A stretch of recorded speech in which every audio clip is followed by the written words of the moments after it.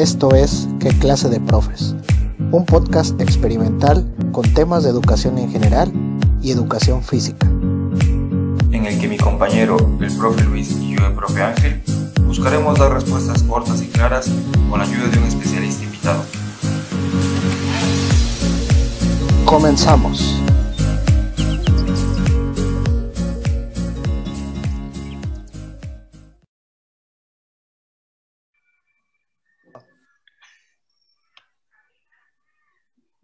Buenas noches, Ángel. Nos encontramos en otro nuevo episodio de ¿Qué clase de profes? Bienvenido esta noche a este nuevo episodio. Un tema bien importante que vamos a platicar el día de hoy. Pero antes que nada, dime cómo te encuentras, Ángel, en esta noche y en este nuevo episodio y en este nuevo día. ¿Qué tal, Luis? Pues me encuentro a todo dar, me encuentro muy tranquilo. Ya van 2 semanas de clases en las que he estado sin inconvenientes, más allá de los corajes que he pasado por la forma que quieren trabajar los papás y yo no concurro, pero ahí nos vamos acomodando y pues vamos para adelante, como la yegua.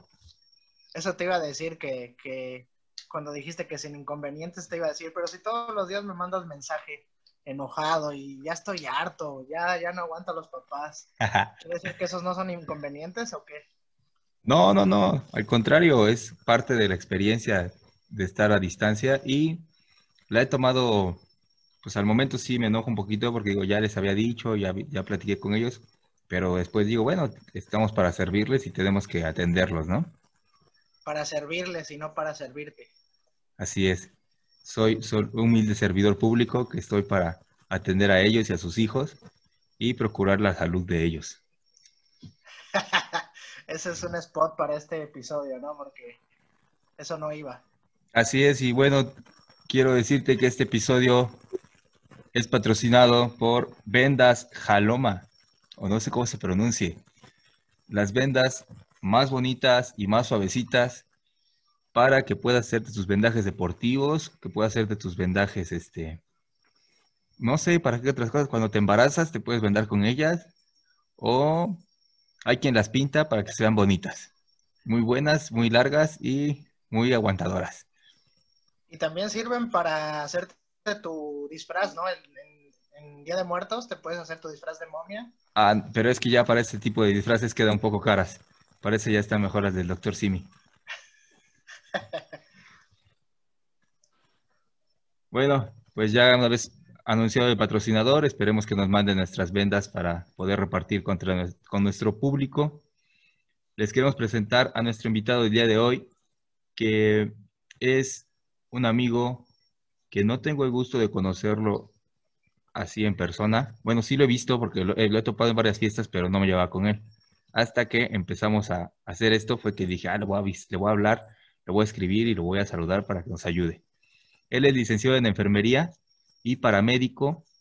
Su nombre es Ángel de Jesús Flores Telles, instructor de la Escuela Nacional de Paramédicos de la Cruz Roja y coordinador de socorros de la misma, quien además tiene un canal de YouTube llamado Meditips, en donde explica situaciones como estas que vamos a abordar hoy y otros temas médicos. Bienvenido, Ángel. Muchas gracias.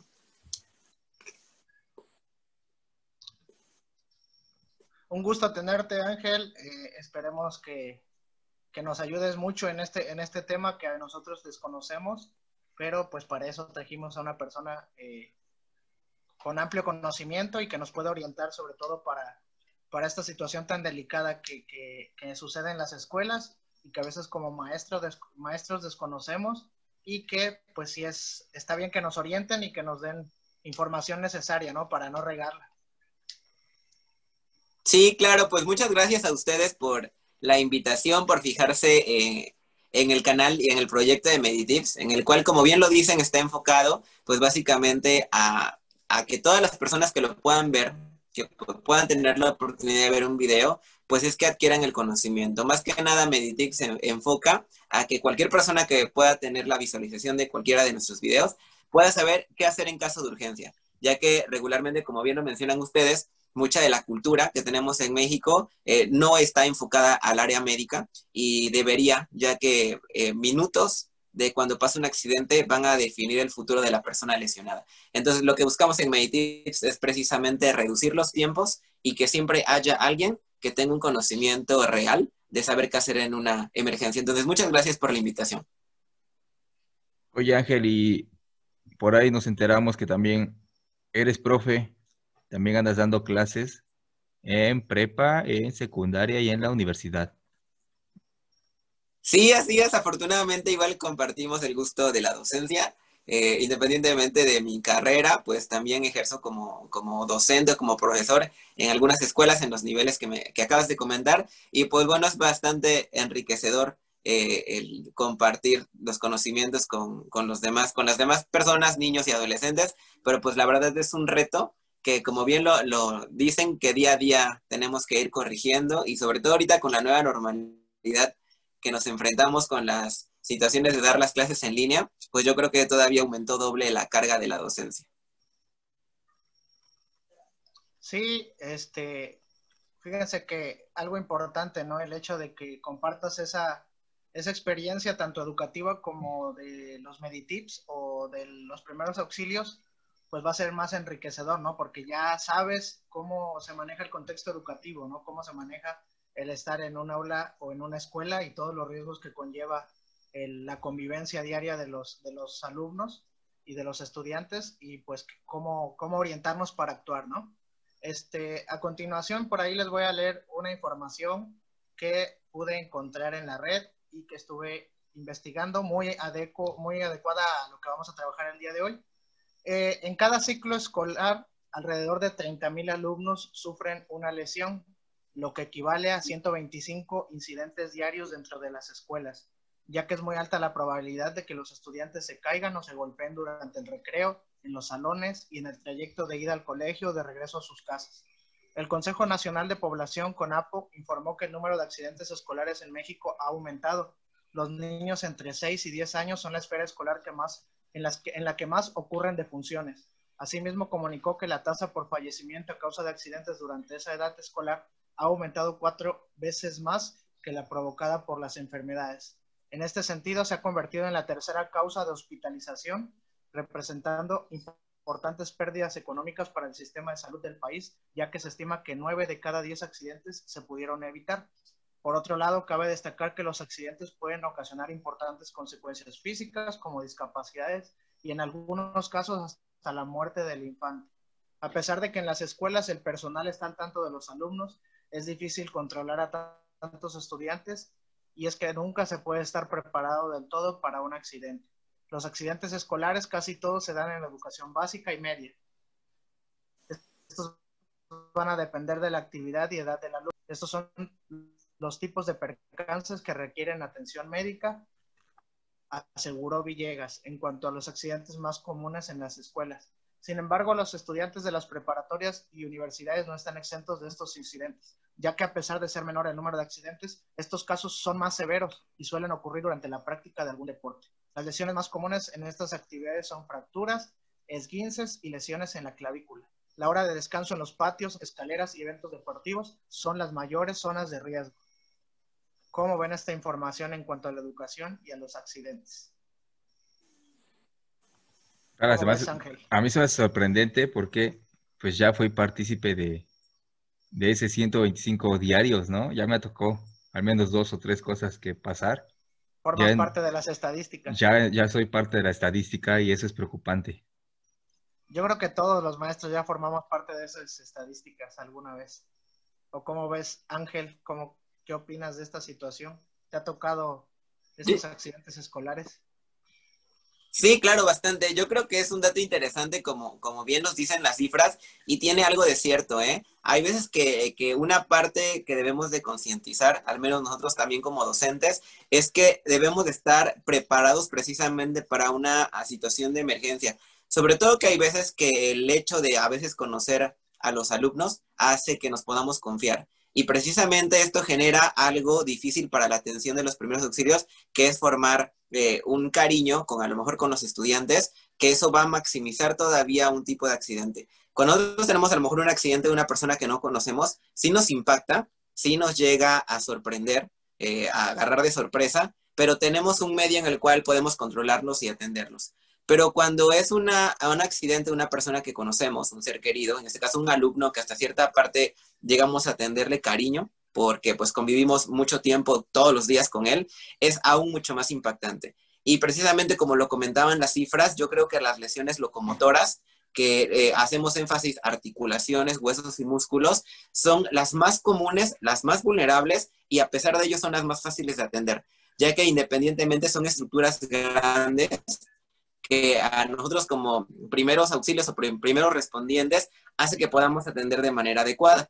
Entonces yo creo que esta cifra debería estar como que pegada en todas las escuelas para concientizar a todos los maestros con ello. Yo sé que no todos somos afines, a algunos les puede dar miedo la sangre, algunos simplemente no tienen el apego para aprenderlo, o a otros no se nos da, o a otros sí, pero lo importante es mínimo saber qué hacer. Algo que a veces comentamos entre el medio de los compañeros docentes o de las personas que saben del área, es que cuando nosotros no sepamos qué hacer en un accidente, es mejor no hacer nada, ya que a veces las personas por querer ayudar lo hacen de forma incorrecta y en lugar de reducir el daño o la lesión, lo que hacen es maximizarlo y dejar daños irreversibles, como bien lo mencionaba el escrito. Yo creo que es un escrito muy bueno que deberían darnos a conocer a todos en el ciclo y no solo a los profes, también a los padres de familia, ya que como también otro punto que me gustó mucho, que sí es cierto, todos los accidentes se pueden prevenir, y precisamente también esto conlleva a la educación que tenemos desde casa y lo que nosotros como profesores completamos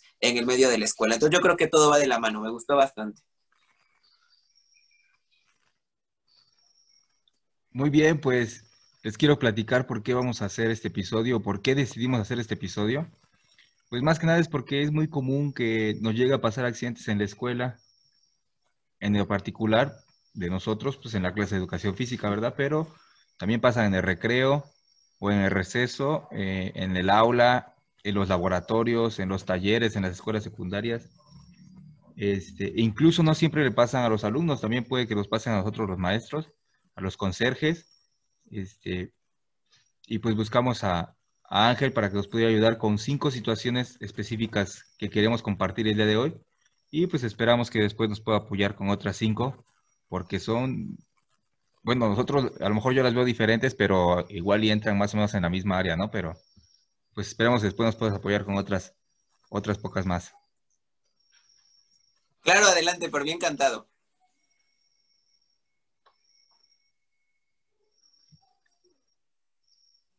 En cuanto al primer tema que vamos a trabajar o que vamos a platicar, nosotros lo titulamos como el 1, 2, 3 de cómo atender un accidente. Obviamente puede que haya más de 3 pasos y pues ahorita nos va a comentar Ángel, pero en realidad, pues como bien lo sabemos, no sabemos cuántos pasos tienen en realidad y pues qué más que alguien especialista en esto que nos platique para cómo valorar un accidente o un percance, como los que vamos a abordar. Tú nos puedes compartir cómo hay que abordarlo desde el primer contacto hasta que se decide llamar a una ambulancia. Todos los pasos que debemos de seguir para no fallar y no, como tú comentabas, cometer a lo mejor algún error que provoque que se aumente ese riesgo de la persona lastimada. Claro, pues no lejos de la realidad, como bien lo comentaban, los primeros auxilios van a ser todas aquellas maniobras que nosotros podemos ejercer para tratar de ayudar o salvaguardar la vida de una persona que en ese momento tiene riesgo.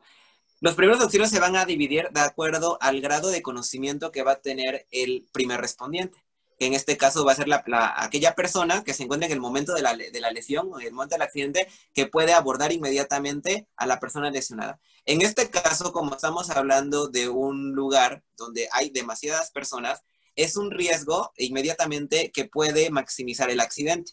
¿Por qué? Porque ustedes se pueden dar cuenta que cuando hay una lesión en cualquier lugar, ¿de dónde salen las personas? No sé, pero en verdad es un área de concentración que estamos solos, pasa un accidente y cuando volteamos ya está un mar de gente de todos los tipos, tanto que quieran ayudar y otros que solamente quieren alimentar el morbo, y que precisamente debemos de saber manipular esas situaciones. Ahora, nosotros como profesores entraríamos dentro de una clasificación que se llama primer respondiente, que es aquella persona que con los cuidados básicos va a saber atender a una persona.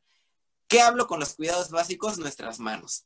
A veces para nosotros brindar los primeros auxilios creemos que debemos de tener un botiquín súper equipado, y la verdad no es así. A veces no sirve tener un botiquín donde yo tenga miles de medicamentos que no sé para qué sirven, o miles de aparatos también para qué sirven. Exactamente, sí, a lo mejor y no lo vamos a saber ocupar en el momento de urgencia. Y cuando nosotros sabemos primeros auxilios, basta con tener nuestras manos y nuestro cerebro para poder atenderlo. Entonces, les decía que no lejos de la realidad, en los primeros respondientes, sí son 3 puntos en los que debemos de saber hacer en un momento de accidente. ¿Cuáles son esos 3 puntos que son importantes? Saber de manera en general. Esos 3 puntos se van a ocupar en cualquier tipo de accidente, en cualquiera. Háblese de una fractura, es decir, de un roto hueso, háblese de una persona que se desmayó, de cualquier tipo de lesión, se van a tratar de la misma manera. Consiste en el primer punto, que es revisar a la persona. ¿Qué quiere decir? Voy a comenzar a tener la parte de la revisión de qué fue lo que ha pasado. Regularmente podemos tener dos tipos de situaciones. Uno, cuando presenciamos el accidente, que eso para el primer respondiente es la mejor parte, y el otro cuando solamente vemos que ya sucedió el accidente e inmediatamente podemos ver. Por ejemplo, en el caso de ustedes que están más en el área deportiva, o su punto fuerte es el área deportiva, puede que a lo mejor ustedes están ejecutando un ejercicio y que ustedes pueden ver inmediatamente en el momento en el que se cayó, en el que se fracturó o en que tuvo la lesión. Ahí es mucho más fácil porque ya nos vamos a ahorrar un paso, que es precisamente preguntar qué fue lo que pasó. En otra parte, en el aspecto de que ustedes tengan a lo mejor un grupo muy grande, dividen a hombres y mujeres, el equipo 1 y el equipo 2, están con el equipo 1 y en el equipo 2 sucedió el accidente, ahí no sabemos qué fue lo que pasó. Entonces, en el primer punto es revisar todo lo que haya pasado. ¿Qué fue lo que le pasó? ¿Se cayó, se ahogó, se convulsionó, se cayó solo o lo empujaron? Porque hay veces que pueden pasar mucho, sobre todo en las áreas de primaria y secundaria, donde sabemos que pues la hormona de los chicos está todo lo que da, entonces hacen 1000 cosas en donde no miden el riesgo. Siempre vamos a revisar el lugar, qué fue lo que haya pasado. En las escuelas regularmente están consideradas áreas seguras, que quiere decir que a pesar de que haya sucedido un accidente, las escuelas tienen un marcaje de rutas de evacuación o de algún tipo de situación en las cuales podemos saber para dónde correr o para dónde dirigirnos. Si es que fuera en otro lugar, hay que valorar realmente la escena. ¿Por qué digo esto? Porque cuando a veces hay accidentes en donde una persona a lo mejor la atropellaron o hubo un choque, hay veces que precisamente la misma gente que es curiosa, que quiere ver qué fue lo que pasó, se mete a través de esa escena y ya si era un lesionado, ahora van a ser 2, no falta quién la atropelló o quién se empujó. Entonces, el primer punto es siempre revisar que el lugar en donde haya sucedido el accidente sea seguro. Siempre nos han hecho una pregunta, que quién es la persona más importante en los primeros auxilios. ¿Sí, el lesionado o la persona que va a atender? La respuesta correcta es la persona que va a atender. El lesionado no es el más importante porque a él ya le pasó el accidente. Él en ese momento ya tiene una tragedia, un traumatismo. Entonces, la persona más importante siempre va a ser aquella que sabe qué hacer. ¿Por qué? Porque si la persona que sabe los primeros auxilios es la primera que se espanta, la primera que grita, la primera que se pone a chillar o la primera que va a tener ese desencadenante, es un total fracaso la atención oportuna en ese momento. Entonces, el primer punto siempre va a ser el revisar la escena, revisar que el lugar en donde haya sido el accidente sea seguro, y si es que nosotros podemos asegurarlo, lo podemos hacer. En la escuela, tomando el ejemplo que les comentaba, a lo mejor en donde están haciendo un deporte en la cancha y están todos los niños o los adolescentes, siempre debemos asegurarnos que ellos mismos no provoquen otro accidente como el empujarse o tratar de aislarlos, ¿no? No es tanto porque estén de curiosos, sino simplemente tratar de que no suceda otro tipo de accidente que pueda aunar al que ya sucedió. El segundo punto, que es el llamar. Siempre hay que hablarle a una ambulancia por muy pequeño que sea el daño. Lo que mencionaban de los datos estadísticos, yo creo que son más datos estadísticos de este tipo de accidentes. Porque a veces el tener un niño que corrió, se raspó en la clase, un niño que se dieron un balonazo, que se empujaron y se cayeron, no son reportables. ¿Por qué? Porque minimizamos el riesgo. Y eso es algo bien importante. Dentro de los primeros auxilios hay veces que la persona cree que si no hubo salida de hemorragia o si no hubo presencia de sangre, no fue grave. Y si hubo sangre es igual a que sí es grave. Y estos datos son completamente erróneos porque es comprobado que los traumatismos contusos, que son aquellos traumatismos cerrados, son los más graves que pueden tener en el aspecto de los primeros auxilios. Entonces, el otro punto siempre es no minimizar el accidente y hablarle a una ambulancia. Aparte que nosotros como docentes, estando en el ámbito de la escuela, tenemos un riesgo que todos los adolescentes y los niños en la parte de fisiología médica son muy fáciles de que se compliquen. Pueden verlos después de que les dieron del balonazo, la convulsión, o que se hayan lesionado, como si nada. No, profe, no se preocupe, no me dolió. Es tantita sangre.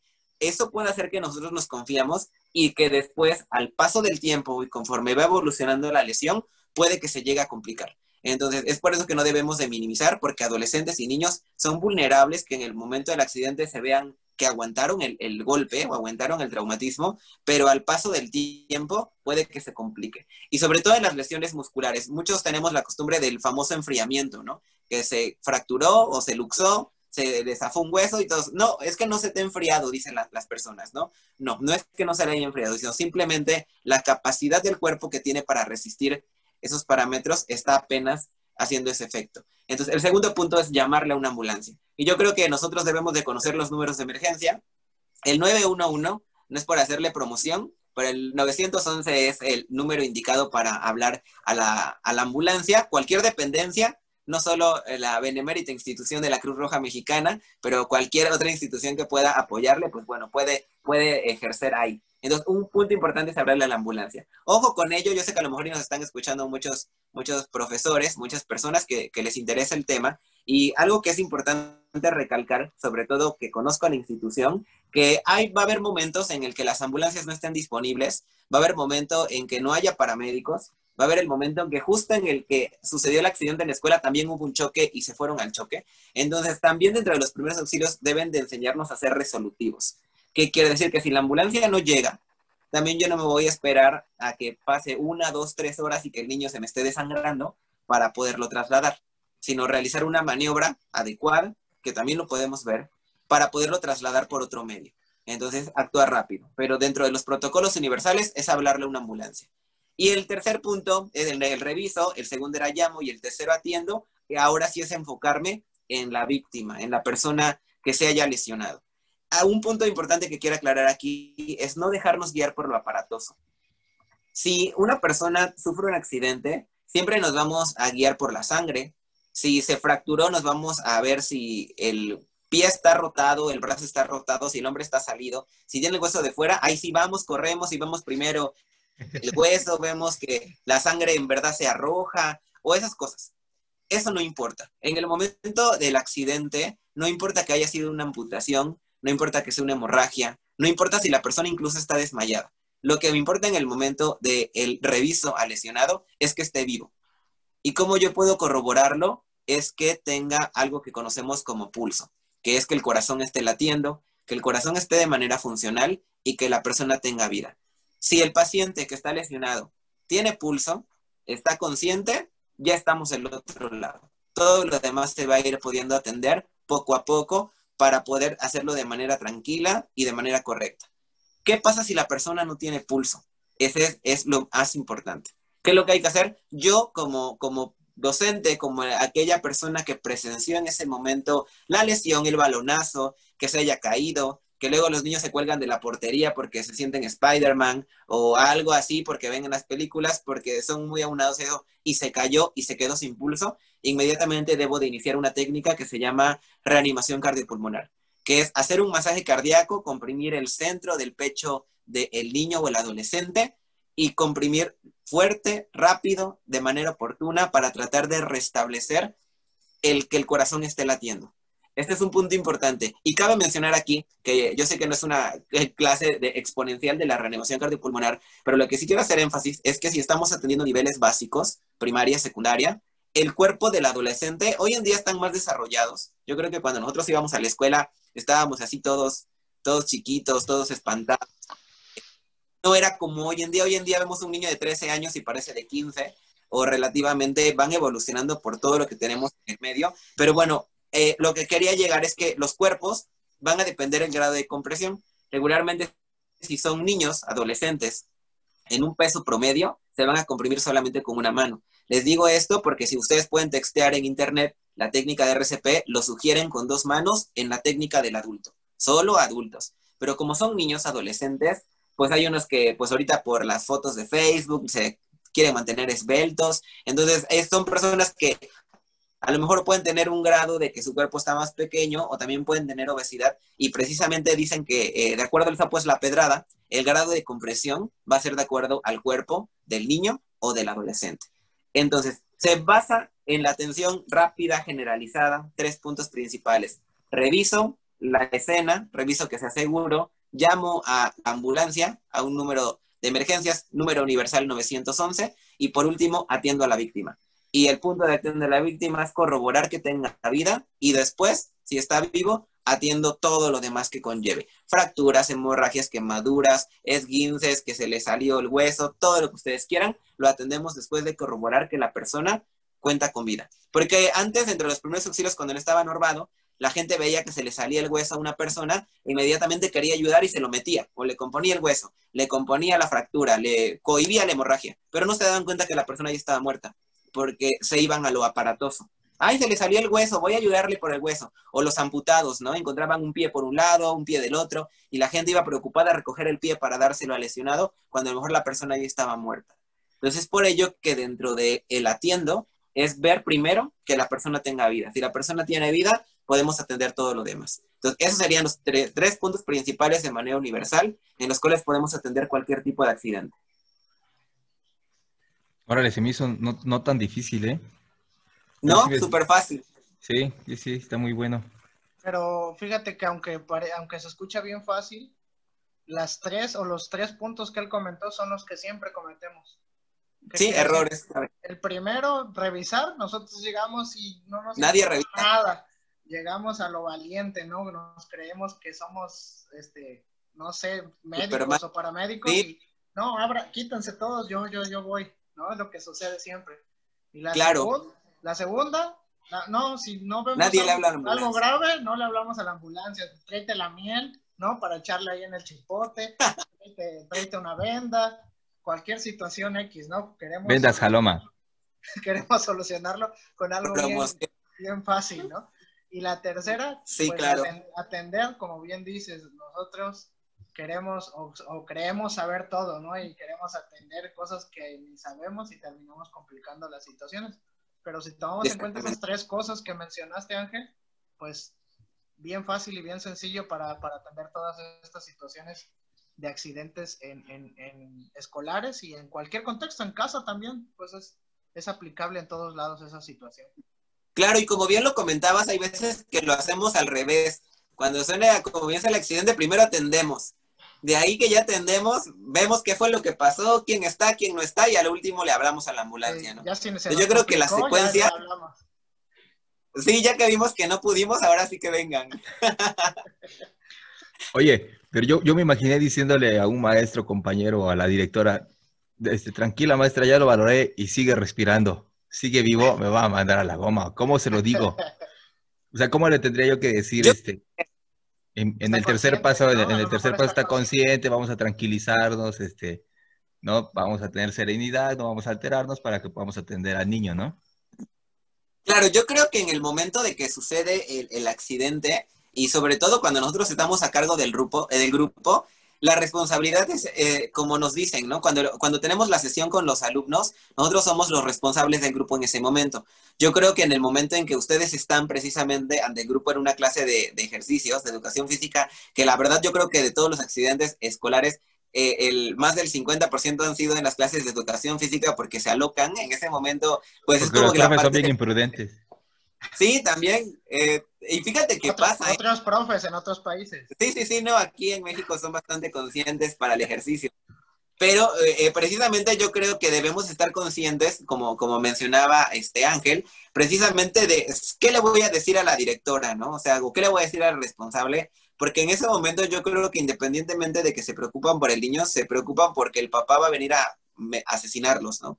Entonces también es una responsabilidad bien grande. Yo creo que en ese momento, y les doy la recomendación a ustedes como maestros o como docentes, que puedan tocar dentro de las sesiones, dentro de los consejos técnicos, precisamente esa parte. He presenciado reuniones de docentes que a veces lo que menos tocamos son los primeros auxilios. Y realmente sí importa toda nuestra normativa, los procesos, pero realmente ahorita con las pandemias, por ejemplo lo del COVID, que todo el mundo no sabía qué hacer, precisamente la deficiencia comienza desde las partes responsables, que igual tienen que ver con la escuela, ¿no? Entonces yo creo que cuando tengan la oportunidad de tener consejos técnicos o reuniones escolares, aunque sean virtuales, pues precisamente tocar esos puntos en qué hacer en caso de un accidente y por qué no hacer un algoritmo en el cual se encuentre en la dirección en que todos los profesores estén conscientes de qué hay que hacer. Yo creo que en el momento hay que explicarle precisamente a nuestro supervisor, a la director, a la coordinadora académica, que se trata de una lesión que no pone en riesgo la vida y que en ese momento se puede controlar. Como les comentaba, lo más grave es que la persona no tenga pulso, pero pues bueno, todo lo demás se puede ir tratando. Sí hay que tratar de adelantarnos. Los accidentes se basan a través de evitarlos a través de la promoción. Entonces hay que hacer una charla con los profes, con nuestros compañeros docentes, para que ellos sepan qué hacer. Y precisamente en el momento de la urgencia no pase eso, porque realmente los errores en los primeros auxilios es porque nos ganan los nervios. Entonces es lo primero que debemos de controlar.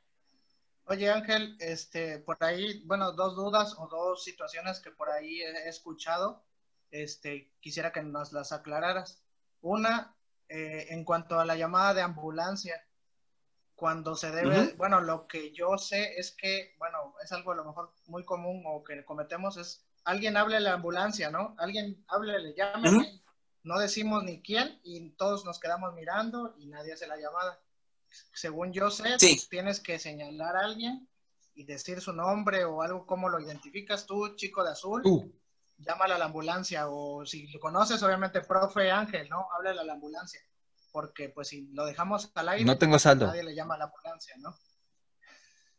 es gratis el número de emergencia. Muy bien. Sí, como bien lo menciona Luis, dentro de la parte de los primeros auxilios, cuando es en un lugar abierto, en un lugar en donde no conocemos, hay que darle indicación de forma directa, eso sí. A ver, tal persona, háblale a una ambulancia y me dices qué te dicen. En el momento del accidente, todo el mundo quiere ayudar, pero nadie se quiere hacer responsable. O sea, yo sí ayudo, pero no me hagan responsable a mí. Pasa con el simple hecho de hablarle a la ambulancia. Como bien lo comenta el profe, pues hay veces que todos quieren estar en el chisme, pero nadie quiere hablarle a la ambulancia. Porque, no, pues, que alguien que le hable a una ambulancia, sí, alguien que le hable y todos, no, pues, sí que alguien que le hable, pero pues nadie le habla, ¿no? Y entonces hay que tratar de darle indicación cuando no conocemos a las personas. Se supone que si estamos en una escuela, siempre, pues, entre nosotros nos vamos a ayudar, por eso hace énfasis en esa parte, pero pues tiene razón, hay que delegarle a la directora, que es la que está nerviosa, o al profe, y también a alguien que sepa dar direcciones. Igual es bien común que dentro de los servicios de emergencia dan las direcciones mal.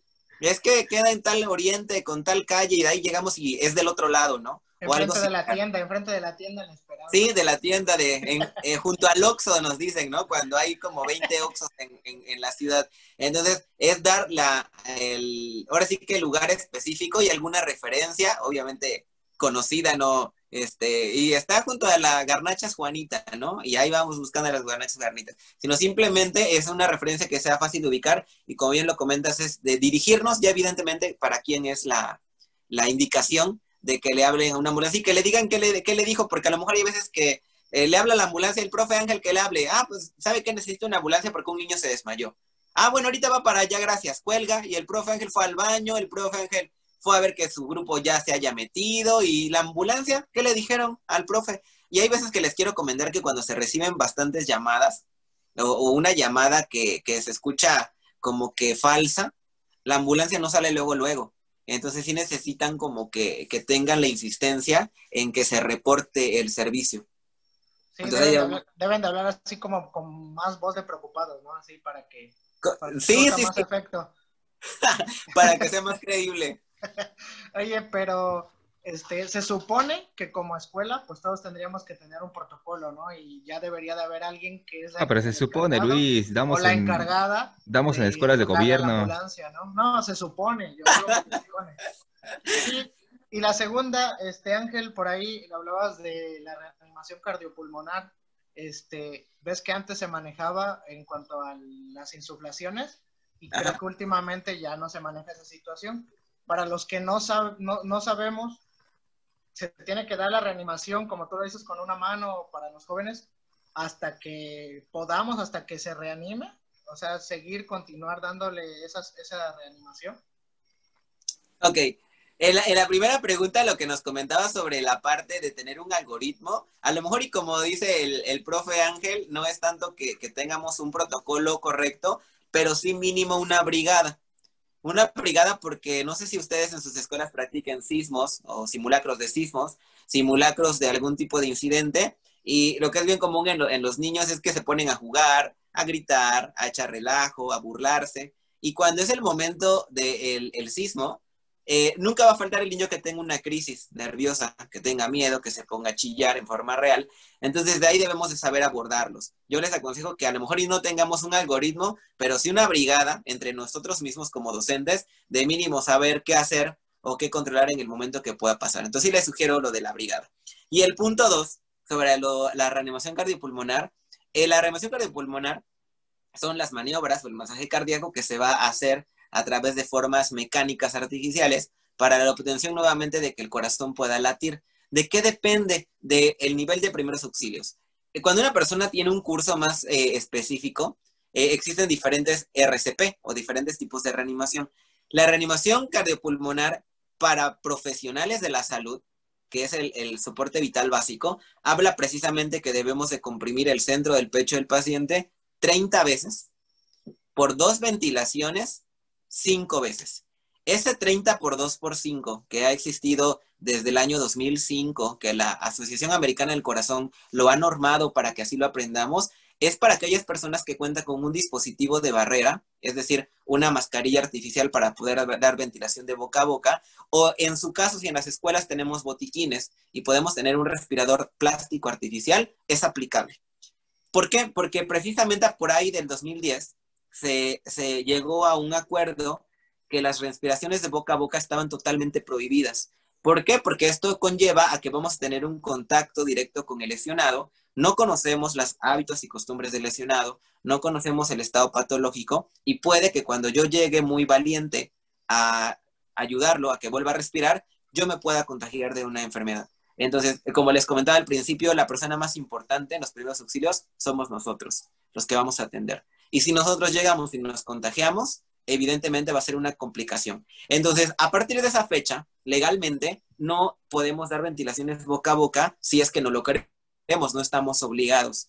Inventaron mascarillas que incluso son de bolsillo, las podemos traer en nuestra mochila, que cuestan baratísimas, 25 pesos, no es para hacerles promoción igual, pero bastante bien, sirven bastante eficaces para cualquier persona.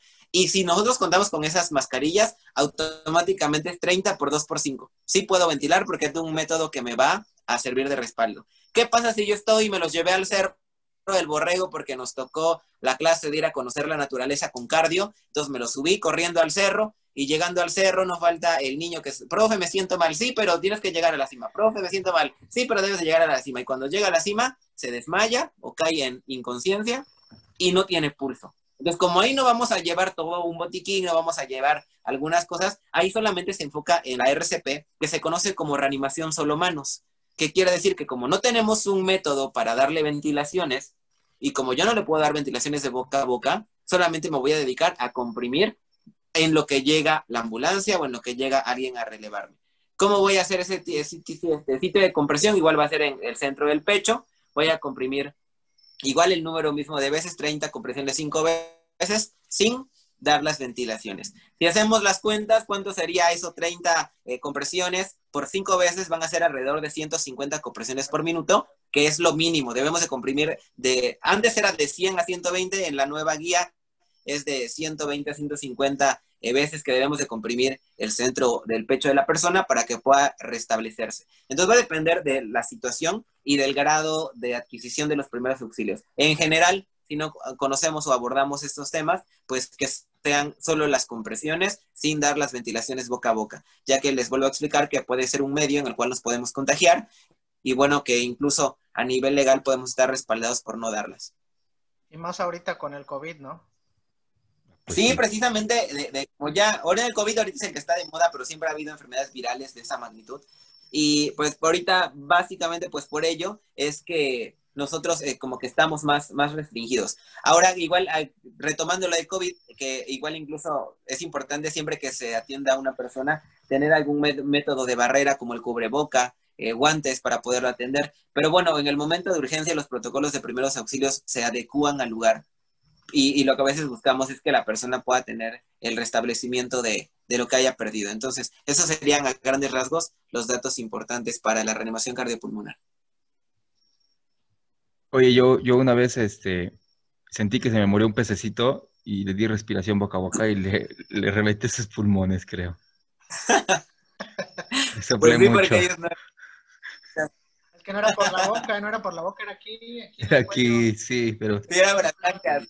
Tenías que soplar en el cuello. en mi desesperación por no ver Sí. morir a mi pez, pues le soplé y se reventó. Oye, Ángeles,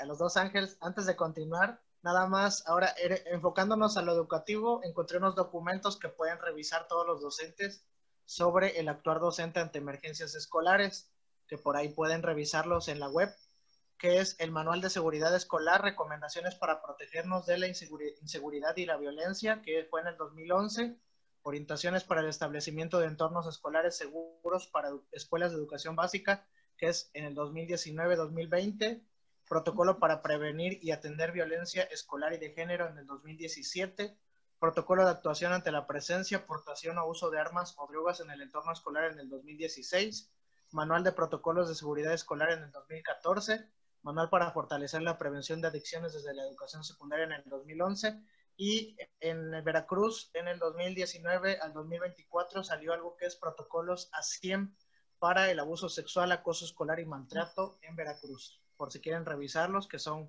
situaciones que nos rigen a nosotros como educación. Oye, Luis, sí vienes bien preparado para este episodio, ¿eh? Se ve que sí te gusta. Nunca te había visto Sí. así de... Sí, qué bueno. De participativo. Sí, No, es que sí siempre nada más gusta. busca hacer la burla y ya. Nada más busca estarme quemando y hoy sí viene con todo. Con todo. Qué bueno. Con todo para aprender y para demostrar que sí sabe, no nada más para quemarme. Para dar datos importantes ahí, para aportar un poquitito al tema. Perfecto, me parece muy bien. Bueno, vámonos con uno de los casos, de los 5 casos que queremos que nos platique hoy Ángel cómo actuar. El primero que sería, ¿qué hacer cuando sale sangre de la nariz? Pues es muy común que por lo regular le sale sangre cuando estuvieron asoleando, porque lo llevamos en un acantonamiento, en una caminata o porque no tenemos domo. Cuando les dan algún golpe con un material, un golpe en la nariz con un material o chocan con algo, me ha pasado ver que los niños van corriendo y entre ellos mismos chocan, o les dan un balonazo, les dan un palazo, les dan un pelotazo, y porque a veces también están ahí de latosos metiéndose el dedo en la nariz y picándose para sacarse un moquito, se les sale el moquito y pues también se les sale la sangre. ¿Qué pasa? ¿Le sale con premio? ¿Qué pasa? ¿Qué hacemos ahí en uno de estos casos, Ángel? Muy bien, muy buena pregunta, excelente, pues situación en la cual es muy común que llegue a pasar no solo en la casa, sino en la escuela, perdón, sino también en la casa. Ahora vamos a conocer que la salida de sangre por la nariz se le va a llamar epistaxis. Ese es el término médico en el cual incluye que por alguna circunstancia, ya sea traumática o inducida a nivel de clima, algún factor patológico, hace la dilatación de la parte superior de los cornetes nasales y esta la hace vulnerable. ¿Qué quiere decir eso? Que el tejido se vuelve más sensible de lo normal y puede responder a cambios términos o del clima o patológicos o traumáticos y en el cual va a desencadenarse por la salida de sangre a través de la nariz. Una parte muy común, como ya lo mencionabas, era cuando una persona está expuesta a través o mucho tiempo del rayo solar. Este tipo de tejido reacciona a los calores o a la temperatura que el sol va a manifestar a través de los cornetes nasales. Lo que hace es que, como cualquier tipo de material, recuerden que todo cuerpo a temperatura va a tender a dilatarse y ese mismo efecto va a pasar a través de los cornetes nasales. Cuando el niño o el adolescente está expuesto a través de temperaturas altas, va a hacer que ese tipo de tejido se dilate. Al dilatarse va a hacer que precisamente los vasos sanguíneos, que son muy pequeños, que se encuentran en esa porción de la nariz, tiendan a liberarse.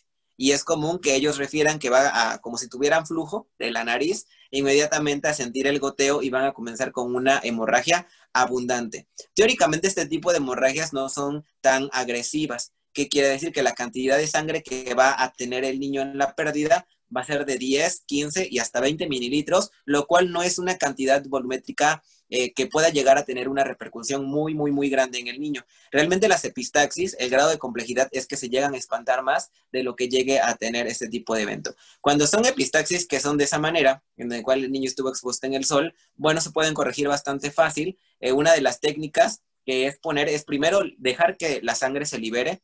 He visto que comúnmente cuando hay este tipo de eventos, lo primero que hacen es tapar la nariz o ponerle tapones con gasas, con papel, con lo que tengan a la mano, y esto es incorrecto, ya que como es algo que el sol o la temperatura ambiente está causando para que salga la sangre de manera natural, nosotros no podemos llegar a taponarlo porque vamos a hacer que esa sangre se almacene en la nariz, en dado caso que se almacene en la nasofaringe, que es una cavidad que tenemos en la parte posterior, y que se pueda ahogar con la propia sangre. Incluso hay veces que ellos, cuando hacen esta técnica de ocluirles la nariz, comienzan a toser sangre, comienzan a escupir sangre, y es precisamente porque esta nasofaringe que tenemos en la parte posterior de la nariz está adherida a la parte oral o a la cavidad oral. Entonces, este tejido está conectado y es por eso que la sangre va a viajar también a través de ese sistema. Por eso está prohibido taponearles la nariz. ¿Qué es lo que debemos de hacer? Primer punto, dejar que fluya. Hacer que la sangre siga saliendo a través de las fosas nasales, identificar por qué fosas nasales en la que está saliendo la sangre. Es más común que sea solamente de una, y teóricamente es la narina. Narinas son los hoyitos, tenemos dos, una nariz, dos narinas. Una nariz es todo el tejido de la nariz, y una narina es cada hoyito. Siempre por estructura anatómica, la narina derecha es la más amplia, la más grande, es la que incluso para procedimientos médicos se ocupa para meter sondas, porque por anatomía estructural está más grande. Entonces la que tiende más a tener este tipo de hemorragias es la narina derecha. Revisamos narinas para ver cuál es donde está saliendo sangre para hacer un tipo de oclusión. Ya que revisamos qué narina es donde está saliendo la hemorragia, vamos a hacer una ligera presión en la parte de la superficie de la nariz, en la parte superior, donde nace la parte del cartílago. Y vamos a comprimir exactamente en esa zona, vamos a comprimir precisamente para poder tratar de detener la hemorragia sin hacer taponamiento en la parte inferior. ¿Qué es lo que vamos a lograr con ello? Vamos a ocupar un método de contención de hemorragias que se llama presión directa, que consiste en oprimir el vaso sanguíneo para que lleguen las plaquetas o factores de la sangre y causen un trombo o causen directamente un coágulo para evitar que la sangre siga saliendo. Entonces, estamos haciendo una presión directa de manera superficial a través de la nariz para tratar de evitar de que siga saliendo. ¿Qué es importante de ello? La sangre, a pesar de que es un elemento importante biológico increíble para todo lo que contiene, no es magia. Hay veces que la gente piensa que con oprimirle medio minuto, 30 segundos, ya se debe detener. No, profe, es que ya le apreté, pero no se le detuvo. Pues sí, porque las plaquetas tampoco van a hacer un efecto de coagulación totalmente rápido, sobre todo cuando son cantidades grandes. ¿Cuánto tiempo debo de esperar? 5 minutos. Yo debo de oprimir 5 minutos a través de esa compresión, y hasta ahí, hasta después de esos 5 minutos, yo puedo considerar si el sangrado va disminuyendo. También no quiere decir que a los 5 minutos inmediatamente deje de salir, sino que va a ser cada vez menos. Va a ir por gotitas, por gotitas, por gotitas, y ya. Ahí en ese momento en que deja de fluir, se limpia la narina con alguna gasa, y pues bueno, ya vamos a tratar de tranquilizar al niño. Les comentaba que cuando pasan este tipo de hemorragias nasales, se espantan más por la sangre que por lo que les pasó. Entonces ahí podemos tener este tipo de nivelación un poco más fidedigno. Un punto importante, les voy a regalar un Meditips. El Meditips de la epistaxis es precisamente no echar la cabeza para atrás. Independientemente del taponamiento, he visto que muchas personas cuando comienzan con hemorragia nasal, con epistaxis, lo que hacen es aventar la cabeza hacia atrás del niño. ¿Qué van a hacer? A que se trague su propia sangre. Si el niño se traga la sangre, de primera instancia va a tener dolor de estómago y de ahí va a vomitarla. Y de ahí van a decir, es que profe, de ahí fue y vomitó mucha sangre, yo hubiera visto. Pues sí, pero no es sangre que tenga del estómago, sino es toda la sangre que se tragó porque le echaron la cabeza para atrás y puede que se pueda llegar a ahogar. Entonces, dentro de un Meditips es no hacer la cabeza hacia atrás cuando tengan un tipo de epistaxis, porque pueden causar una complicación, inclusive que tengan náuseas por el sabor de la sangre. Ahora, eso pasa cuando es algo no traumático. Aquel niño que se asoleó, estuvo en el homenaje, comenzó con sangrado, o que ustedes lo llevaron a natación y estaba ahí paradito y comenzó con sangrado. Pero ¿qué es lo que pasa cuando es traumático? Estaban jugando fútbol y se dieron un cabezazo y en lugar de darle al balón, le dieron en la nariz y comenzó con hemorragia. Este tipo de hemorragia es conocido como rinorragia, rino de nariz, ragia de sangre. Ahí cambia el término, es rinorragia porque fue un evento traumático y precisamente ahí la etiología es diferente. A lo mejor se pelearon los niños que porque se estaba peleando con la novia, se dieron un puñetazo en la nariz y comenzó la hemorragia. Entonces todo lo que sea traumático va a ser rinorragia. Ahí, ¿cómo lo vamos a tratar? Primero, en este tipo de traumas es checar la estabilidad de la nariz. Hay veces que muchos de los traumas en la nariz generan fractura porque se dan con ganas. O sea, cuando se dan en la nariz, tiran a matar. O sea, saben que es una parte vulnerable que puede ser muy fácil de fracturar, no son nada perdidos. Entonces, pegan y hay que checar que precisamente el hueso o el tabique nasal debe estar concretamente fijo. Si el tabique está fijo, ya le hicimos. ¿Qué quiere decir? Que el agente traumático solamente rompió vasos sanguíneos y es una hemorragia inducida por un trauma. El tratamiento es el mismo. Hacemos presión, podemos poner una compresa fría. Vamos a hacer el efecto contrario. Si con el calor se dilatan y hace que haya más hemorragia, con lo frío los vasos sanguíneos se van a cerrar. Es un método que se llama crioterapia. Para cualquier hemorragia sirve. Podemos poner una compresa o una toallita fría, la propia playera, que con el agua fría para tratar también de cohibir ese agente. Mientras no haya una fractura de nariz, se trata completamente igual a pesar de que el origen sea diferente. Cuando ya hay fractura, el traslado es inmediato. O sea, debemos de tratar de hacer una ligera presión si es que el tabique no está tan desviado, porque me ha tocado dentro del servicio de atención prehospitalaria que llegan a tener la desviación completa del tabique, quiere decir que la nariz se les va completamente de lado y la hemorragia es profusa.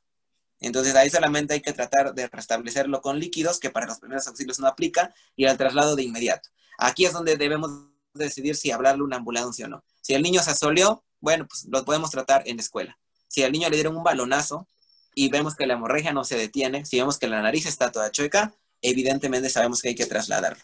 Entonces es conforme lo vamos a atender. Y bueno, como Meditips les comentaba, no hay que hacer la cabeza hacia atrás, ni tampoco generar taponamientos en la nariz. Órale, muy bien, ¿eh? Yo fíjate, cuando dijo Ángel que se tomaban su propia sangre y podían pasar dos cosas, dije, no, pues puede pasar que se vuelvan vampiros como Edward Cullen. Bueno, sí, ¿eh? Oye, Ángel, ¿tuviste suerte de que la vez que le pegaste el pelotazo a la niña no le sangraste? No, era niño y era pelota de vinil. Imagínate si hubiera sido un balón Molten, sí le rompo la nariz. No, pero fíjate que muy interesante porque todo lo que dijo aquí el compañero Ángel es todo lo que hacemos en contra. Todo lo hacemos mal. Pero para eso estamos, para disipar y sea correcto. La verdad es que sí, los que lo escuchen se van a llevar una información bien valiosa, ¿eh? Si este episodio te gustó, no dudes en suscribirte a nuestras plataformas digitales, Facebook, YouTube o Spotify.